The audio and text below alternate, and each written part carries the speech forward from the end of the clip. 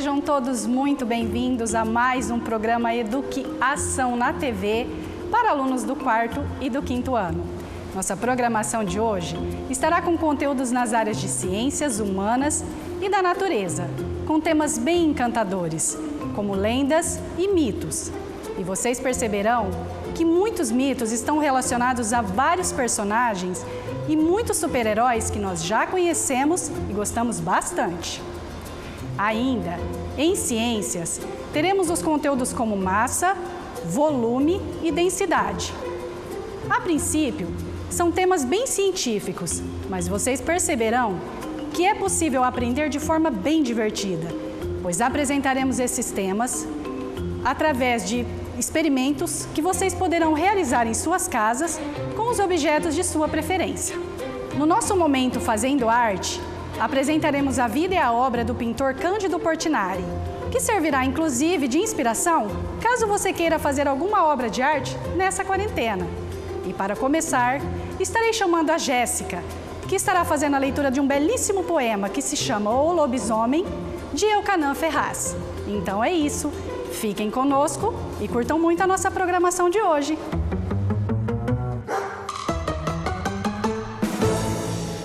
Olá, eu sou a Jéssica, coordenadora pedagógica, e hoje eu vou fazer a leitura de um poema de Elkanah Ferraz, que fala de um personagem que conhecemos muito bem, porém de uma forma diferente. Lobisomem. Pobre lobisomem, porque é lobo, porque é homem, porque é lobo e homem. Pobre lobisomem, porque é sozinho, porque é triste e sozinho. Pobre lobisomem, porque tem garras, porque tem pelos, porque tem patas. E porque tem garras, pelos e patas, o pobre lobisomem fere o que ama. Pobre fera, porque nas noites de lua cheia, seu uivo é fundo, seu uivo é frio. Fundo e frio, porque não pode ser só lobo, nem pode ser só homem, o coitado. Coitado e pobre, porque nas noites cheias de lua, não pode deitar e dormir.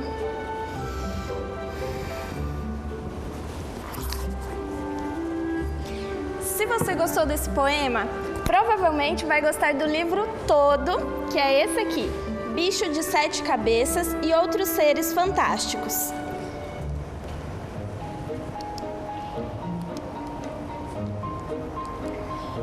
Quem escreveu foi o Elkanah Ferraz, um poeta brasileiro, e quem ilustrou foi o André da Loba, que é um artista português.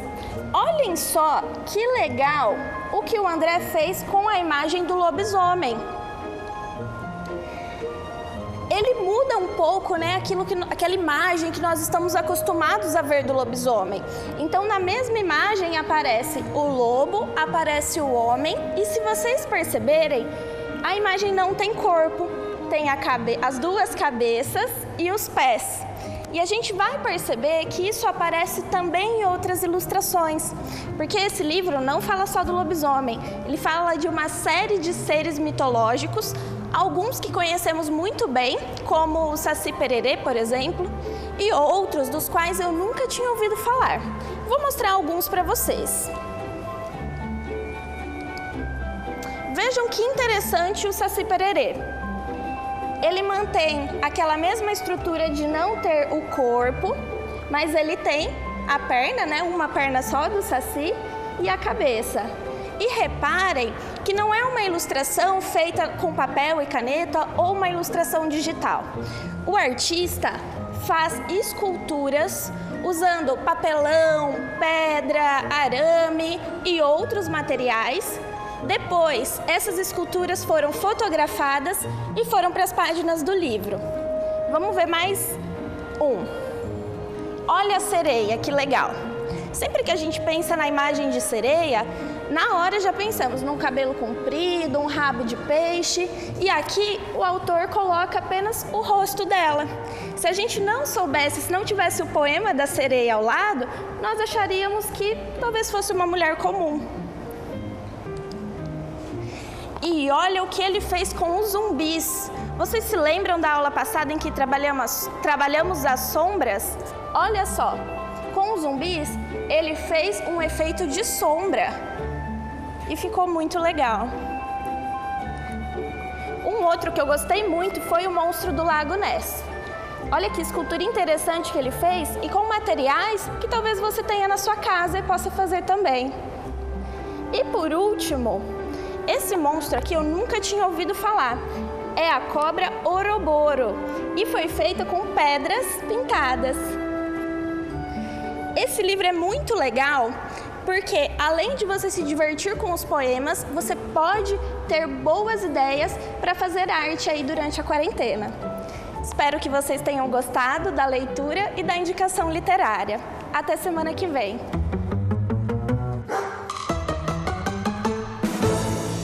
Olá, pessoal! Tudo bem com vocês? Nas aulas anteriores, nós conversamos sobre as diversas culturas que nos cercam. Falamos também sobre as orientações geográficas e do papel do Sol nessas orientações. Mas vocês sabiam que o Sol, além de nos ajudar a nos localizar, também está relacionado com diversos mitos que constituem a nossa cultura? Você sabe o que é mito? O que é mitologia? Esse será o tema da nossa aula de hoje. Então vamos lá. A mitologia de um povo ou de uma comunidade reflete a maneira como eles interpretavam o mundo. São como histórias contadas para as gerações sobre os seus antepassados. Essas histórias serviam como guia para aqueles que buscavam respostas para os seus planos ou anseios mais profundos.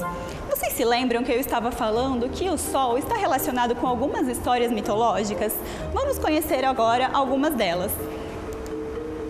Para os gregos, essa esfera luminosa que aparecia todos os dias ao amanhecer era o deus Hélios. O deus Hélios era caracterizado por diversos raios de luz em volta de sua cabeça e também pelo carro em chamas, puxado pelos cavalos divinos que atravessavam o céu em toda velocidade. Hélios dominava as alturas e era o vigia do povo grego, quem os iluminava. Para os egípcios também existiam os representantes solares, e o mais antigo deles era o deus Ra. Segundo essa mitologia, nós, humanos, surgimos das lágrimas do deus Ra, que fazia de tudo para cuidar dos humanos para que nada os acontecesse. Agora que nós já vimos histórias relacionadas ao Sol, vamos conhecer outros tipos de literaturas mitológicas. Aqui temos o Zeus, o Senhor dos Céus, o Deus da chuva e das nuvens. A sua arma é um trovão. E essa? Vocês conhecem essa deusa? É a Afrodite, deusa do amor e da beleza. Ela gostava de namorar os deuses e até mesmo os humanos. O Zeus e a Afrodite eram deuses gregos. Vocês sabiam que na mitologia afro-brasileira nós também temos uma deusa do amor, da beleza e da fertilidade? Essa é Oxum, que carrega sempre o seu espelho chamado Abebé. Agora vamos conhecer um pouquinho da mitologia nórdica. Conhecer não, porque eu acho que você já conhece esse deus aqui. É o Thor, talvez o deus nórdico mais popular até hoje, filho de Odin e é o deus do trovão. Você sabia que na mitologia afro-brasileira nós também temos um herói do trovão e dos raios? É o Xangô, que está sempre carregando a sua ferramenta chamada Oxê. O Xangô até virou histórias em quadrinhos pelo autor Hugo Canuto. Observem só, o Thor, na realidade, não é loiro como nós vemos nos filmes, ele é ruivo. Observem que em cada cultura ele aparece de formas diferentes, carregando um machado e às vezes um martelo. Agora, outro giro, mitologia asteca. Nesta mitologia, os deuses eram representados através de templos gigantescos. Os astecas acreditavam que quanto maior a estrutura do templo, maior a adoração referida a esses deuses. Hoje nós podemos conhecer o conceito de mito e de mitologia e conhecer também alguns representantes. Agora nós iremos aprender um pouquinho mais sobre a mitologia brasileira. Por hoje eu fico por aqui. Um beijo e até a próxima aula! Olá, dando continuidade à aula da professora Beatriz, hoje nós vamos aprender um pouquinho do universo das lendas e mitologias brasileiras. Vocês estão prontos para conhecer um conjunto de saberes ancestrais que vieram de milhares de povos nativos que já existiam aqui antes da colonização dos portugueses?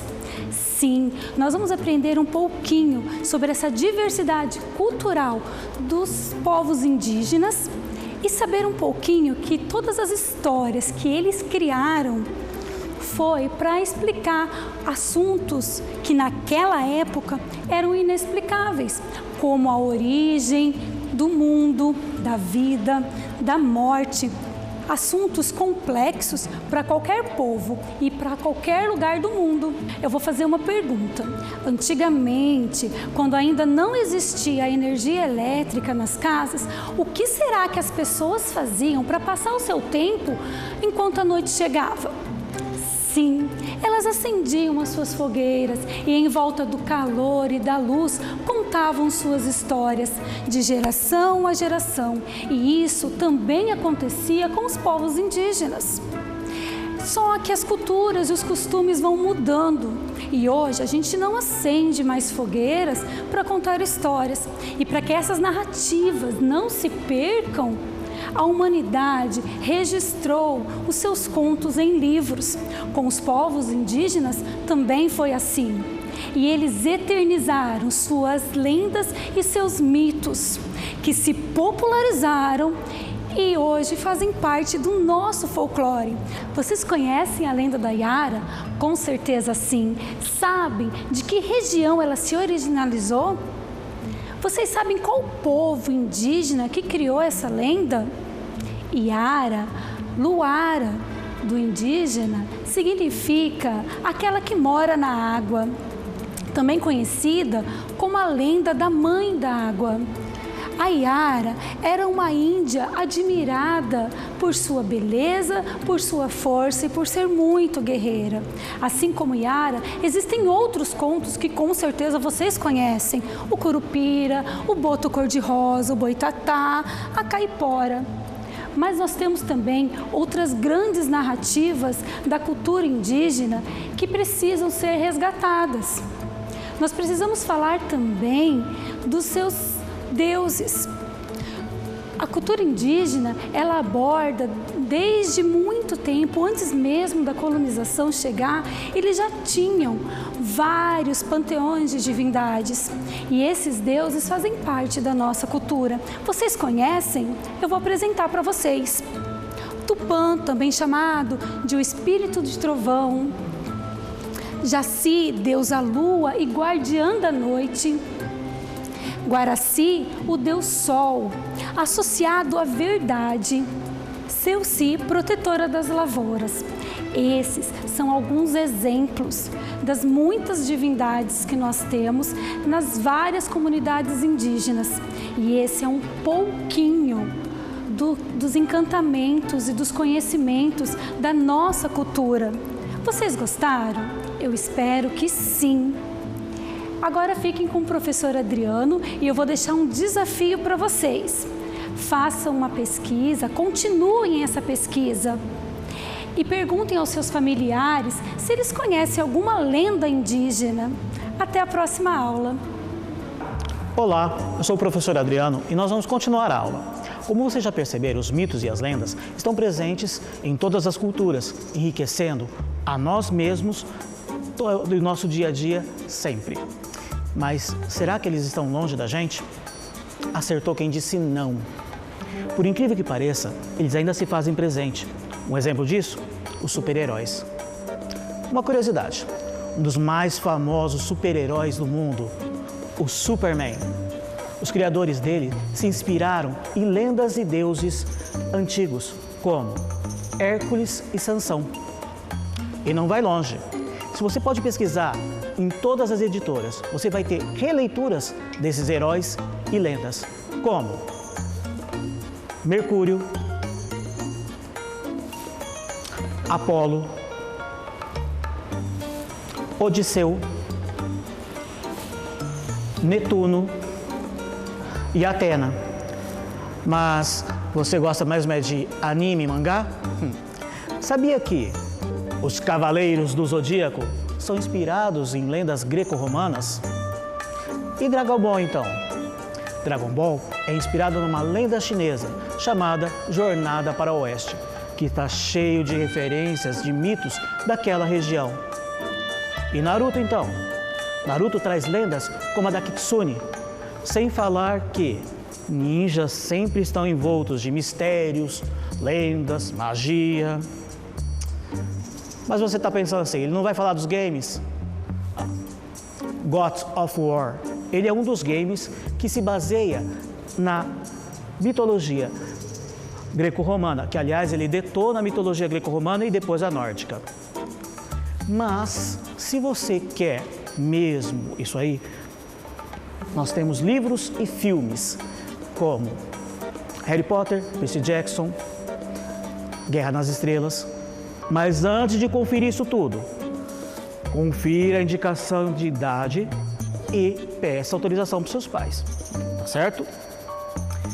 E por que será que esses mitos nos fazem tanta fascínio, nos trazem tanto fascínio? Bom, fazem parte da nossa herança cultural. Eles nos fascinam de uma forma como... você sabe, você nunca viu uma história de lobisomem, saci, vampiro e nunca quis fazer parte disso? Claro que sim. Esses mitos e lendas, eles estão em todas as histórias e até uns parecem com os outros. Vamos conferir? Olha só, nós vamos ter Ares, deus da guerra da mitologia greco-romana, e Ogum, guerreiro da cultura afro-brasileira. Zeus e Odin, ambos rei dos deuses. E o que será que fazem esse pessoal ser herói? Simples, eles trilham um caminho que nos trazem aprendizado, crescimento pessoal. Eles vencem desafios e realizam grandes ações, mas passam por dor, sofrimento, tragédias. E mesmo assim, nós quando ouvimos essas histórias, queremos ser parte delas, queremos ser protagonistas delas. E você, menino e menina? Já pensou em ser herói? Você, menina, já pensou ser uma amazona cavalgando pela Grécia Antiga? Ou uma sereia explorando o fundo do mar? Ou menino, você já pensou em ser um guerreiro tupi nas selvas brasileiras? Ou então um bravo na África defendendo a selva e os animais? Pensa, imagina, que tipo de herói você seria? Desenha e escreva. Eu fico por aqui.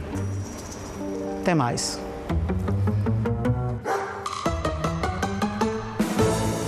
Olá, eu sou a professora Vanessa, espero que vocês estejam bem e seus familiares também.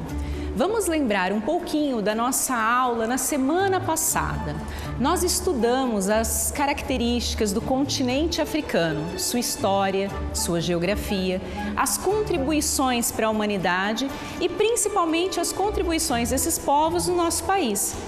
E se bem me lembro, falei de um material que era sustentável e muito utilizado na construção civil, o adobe. Vocês também se lembram? O adobe, eu contei que era sustentável, mas não disse que depois da construção finalizada, ele auxilia também nessa sustentabilidade. E como? O adobe, ele é feito daquele material terra, mistura com grama, enfim, com o que nós tivermos disponível na natureza. E depois de pronto, de seco, ele funciona como um isolante térmico. Assim, a casa, o ambiente interno dela não sofre muitas interferências pela temperatura, seja ela mais alta ou mais baixa, externa. Mas aqui, na nossa região, que é bastante quente, nas nossas casas que não são feitas de adobe, será que há algum material possível de ser utilizado nas paredes, talvez, que auxilie como isolante térmico? O que vocês acham? Eu acredito que vocês tenham aí em casa esse material de tão comum que ele é. o isopor. Sabiam que ele é um isolante térmico?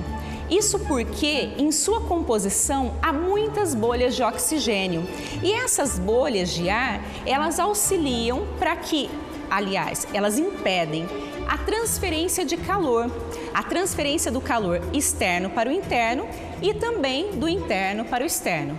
Opa, que coisa estranha! Quando vocês vão ao supermercado e buscam uma bandeja de carne, essa carne está resfriada. Ela vai demorar um pouco mais de tempo para voltar à temperatura normal, porque o isopor auxilia nesse isolamento térmico. Nós temos também a compra dos marmitex. Quando nós compramos um marmitex, a comida está lá quentinha, não é? Esse alimento ele permanecerá um tempo maior nessa temperatura, porque não há a interferência da temperatura externa para o interno e também da interna para o externo. E nas casas, já que eu falei das nossas casas, nós temos ainda a possibilidade de utilizar nas construções o isopor nas paredes. Ele pode ser colocado entre os tijolos, ele pode ser colocado antes daquela argamassa para depois a pintura e ele pode ser colocado no teto também, na parte do forro. O que acontece? Ele vai auxiliar para que essa temperatura externa não influencie na temperatura interna ou influencie o menos possível. Isso é importante, conhecer a propriedade dos materiais, não é mesmo? Porque nós podemos utilizá-lo de uma forma mais apropriada. Hoje nós vamos estudar isso na nossa aula. Nós vamos observar a propriedade desses materiais. E para começar, eu lanço uma pergunta, um desafio. O que pesa mais? 1 quilo de algodão pesa ou 1 quilo de chumbo? Para responder, eu vou pedir um auxílio. Vou pedir que o professor Luiz explique para vocês. Até mais! Oi pessoal, tudo bem com vocês? Eu espero que sim. Eu sou o professor Luiz e eu vou continuar aquela charada que a professora Vanessa lançou para vocês. Qual que pesa mais, 1 quilo de algodão ou 1 quilo de chumbo? Acertou quem disse que os dois têm a mesma massa. Mas você pode às vezes se perguntar, como assim, professor? Primeiro, vamos lembrar o que é massa, e eu não estou falando da massa de pão ou macarrão. Eu estou falando da massa que é a quantidade de matéria presente em um corpo. Você já foi no supermercado e pediu 300 gramas de carne ou uma receita que pedia 1 quilograma de farinha? Tudo isso é a massa e ela é medida justamente através do grama ou do quilograma. Mas isso não é o peso? É importante lembrar que peso e massa têm uma diferença, porque não são a mesma coisa. Massa é justamente essa quantidade de matéria, enquanto o peso é a força gravitacional que é exercida sobre um objeto. Enquanto a massa permanece a mesma, porque ela é uma propriedade, o peso já vai variar de planeta para planeta, por exemplo. Voltando agora para a pergunta da professora Vanessa. Nós sabemos que os dois têm a mesma massa, mas observem como que o volume deles é diferente entre si. Vamos lembrar também o que é esse volume? Ele é o espaço que esse corpo ocupa. Nós podemos ver ali no exemplo que o algodão ocupa um espaço muito maior do que o chumbo. Outro exemplo que a gente tem de volume são os líquidos, como por exemplo o suco de laranja. Só que, diferente dos sólidos, os líquidos estão livres e para serem medidos geralmente são colocados em um recipiente e nós utilizamos a unidade de medida do litro. Lembrando que os gases também também ocupam volume, como por exemplo o gás oxigênio. Quando nós enchemos uma bexiga, esse ar que nós colocamos ocupa um espaço dentro dela, como podemos observar, e ele também tem massa, por isso que causa essa reação. Então, independente do estado, os corpos possuem massa e eles possuem volume. E a relação entre esses dois, que vai garantir que o algodão precise de mais volume para ter 1 quilo e o ferro, ou melhor, o chumbo, precise de menos, é o que a gente chama de densidade. ela mede o quão compacta está essa matéria dentro do volume. Nós podemos ver que quanto mais as moléculas estão juntas, mais denso é esse material. E quanto mais espaçadas, menos denso ele é. Para a gente testar um pouco sobre isso, primeiro um exemplo do dia a dia, a massa de bolo. Ah, professor, mas você não falou que é uma massa diferente? Não, estamos falando da mistura agora. A mistura de bolo, quando ela está mais grossa, nós falamos que ela está mais densa, justamente porque as moléculas estão mais condensadas, estão mais juntas. Agora, eu tenho duas experiências bem bacanas para vocês, para a gente testar um pouco sobre a densidade. Vamos lá? A primeira experiência, nós vamos comparar a densidade de alguns materiais. Para isso, eu tenho 3 recipientes com água, porque ela vai ser a nossa referência.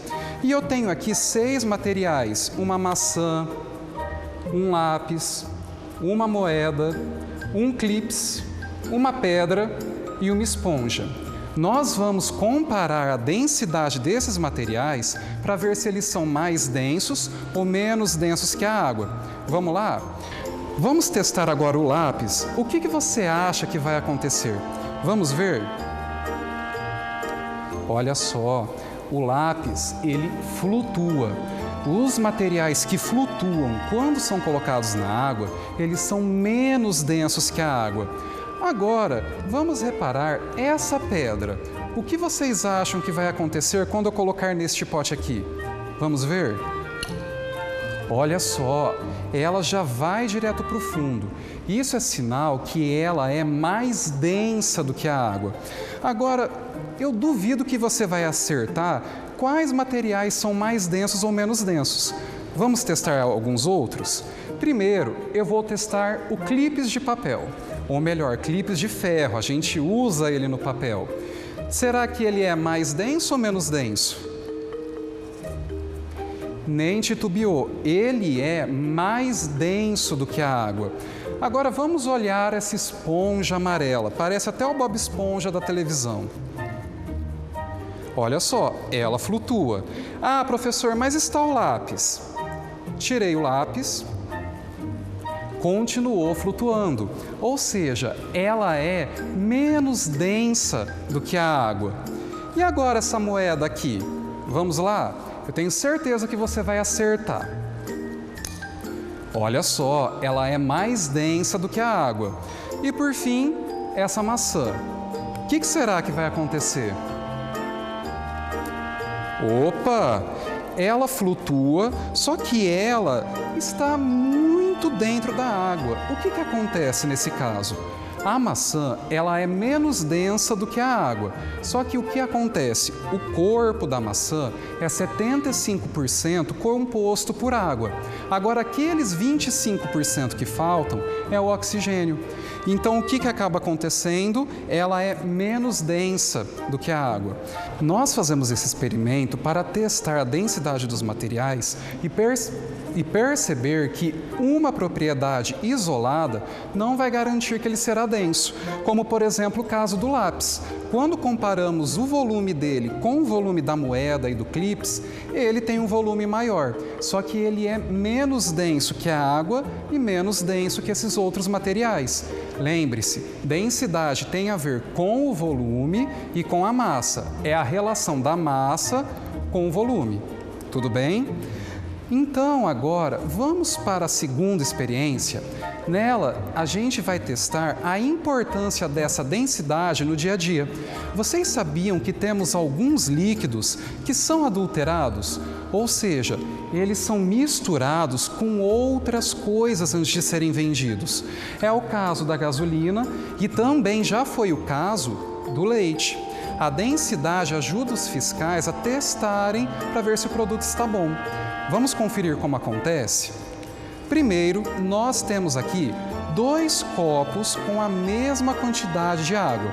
Os copos são iguais, possuem o mesmo volume de água e quando nós comparamos o peso, ou melhor, a massa, tá vendo só?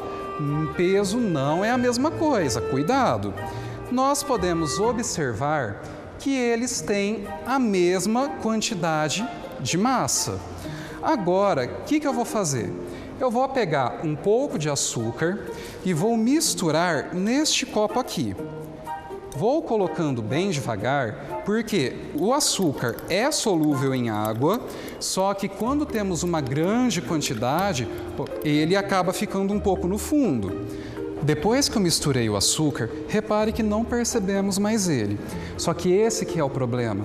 Quando comparamos o volume da água, também permanece o mesmo. Mas olha só o que acontece com a massa. Você consegue adivinhar? Olha só o tanto que aumentou. Isso acontece porque o açúcar que foi diluído na água, ele foi registrado na balança. A massa desse açúcar é registrada. Então, apesar do volume ser igual, a massa é diferente. E o que isso tem a ver com densidade? É porque quanto maior a massa, maior será a densidade. O volume permanece o mesmo. Então, a massa que fará essa diferença. E é assim que os fiscais conseguem perceber a diferença entre os produtos e saber qual está adulterado ou não. Bem bacana, não é? Então eu tenho um desafio para você de casa. Chame alguém que mora com você, seu irmão, e faça a primeira experiência também. Pegue um pote transparente com água, enche, e aí você vai comparando alguns materiais. E aí você vai descobrir qual que é mais denso que a água e qual é o menos denso. E você pode apostar com o seu responsável para ver quem acerta mais. Vamos lá? E semana que vem nós nos encontramos de novo.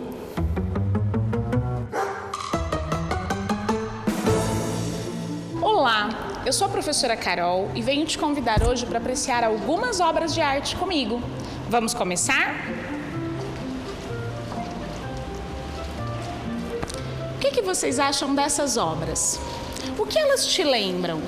O que você acha que o artista quis retratar nesses desenhos? Sim, brincadeiras. Brincadeiras como soltar pipa ou então jogar futebol. O autor dessas obras se chama Cândido Portinari. Ele nasceu aqui no interior de São Paulo, numa cidade chamada Brodowski. E durante a infância viveu em uma fazenda de café, pois os seus pais vieram da Itália e nessa fazenda eles trabalhavam. Durante a infância, ele tinha muito contato com os espantalhos por conta das lavouras e morria de medo deles. Tinha até pesadelo e isso lhe rendeu uma coleção de quadros inspirados no seu medo. Vejam só. Portinari também retratou o trabalho dos lavradores de café.